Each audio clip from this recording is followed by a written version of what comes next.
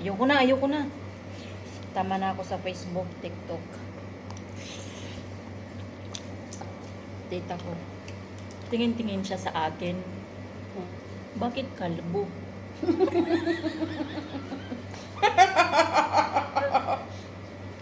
Yawa. Kasi tingnan mo naman, oh. Bakit daw kalbo? Eh, manipis ang buhok ko. Tingnan mo, guys. Grabe pa kaano ko sa buhok ko. Sobrang nipis na nga. Naligo pa ako sa cream. Hamis na hamis. Tapos ano sabi mo? Hindi ako naka-react. Basta nakatitig siya sa akin. Sabi niya, bakit kalbo? Yawa. Napareact ba siya? Napareact. Nasaan yung buhok ko? Sige nang tali mo, diri ako kalbo dangas la. Mahirap yun, manipis ang buhok.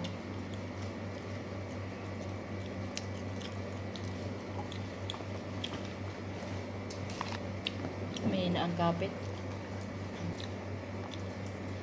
Sabi ko nung kay ate, hindi na ako mag-donut kasi yung buhok ko hindi na umaano sa donut. Donut na lang nakita. Yung buhok ko hindi na kumakapit sa sobrang nipis. Bumili ka kasi ng maliit. Ganon din. Maniwala kasi Ate Yuli, mas manipis sa'yo, mas manipis yung kanya sa'yo. Saan ba yung nabili?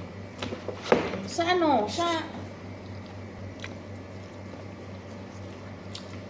Pasok. Ano din? Hindi ko ata maubos. Sa'yo na yan. Hindi, yung pinangbili ko ng nanghinayang talaga ako noon. Dahil 300 real. Kaso, parang naiiyak ako sa sarili ko. Ba't hindi ko bibilhin eh? Kailangan ko talaga. Hindi. Sa bandang huli, na-realize ko, sa tip naman yun galing. Regalo ko sa sarili ko. Amin. Ang mga bagay, okay magregalo ko sa sarili ng mga alahas. Mga ganyan, pwede ka naman bumili ng mga murahin. Saan ka ba bumili nun? City center nga, sa baba, sa may picturan. Lahat naman doon, may nakita nga ako, maliit, 300 din eh. Mahal kasi doon. Oo, magandang klase. Doon nga sa Mahal nga dollar. lang. Kumbaga, yan sa quality. Hindi na ako Hindi man sa pag-ano. Siyempre, hindi. Pagtsagaan ko na yun. Basta umabot yun ng 5 years. Mahal. Ganun ako yung hindi pala bili, pero pag bumili naman, wagas.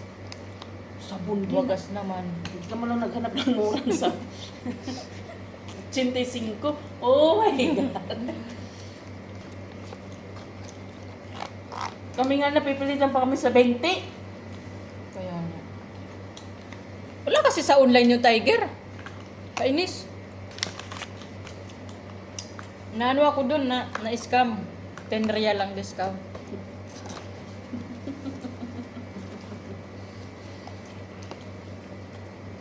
May discount pa yun ha. 10 real. Ibig sabihin dati 95. Diba?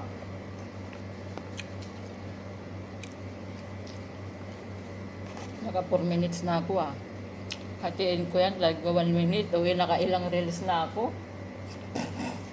Isa lang, ganyan lang ang forma mo. Taka lang ka.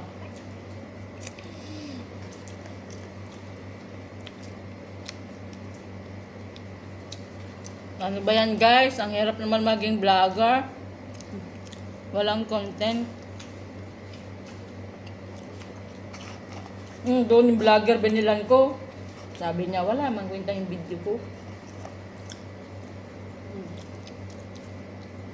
Ako? Binayaran niya ang mga subscribe. Parang gusto ko din gawin. Mag-ipon muna ako ng tip. Bayad ako ng mga bilhin ko yung mga subscribe. So, bibilhin ako. Magkano ba? Hindi. May lang. 50 pesos. Pwede na? 150 pesos. Pwede na yun, oy. Wala pa yung sa ano. Grabe, mag-subscribe ka lang. May 50 na. Sabihin mo dyan. Ay, guys. Sabihin nila, nababalo ka na, ano, kailangan mo bumili. Kailangan niya.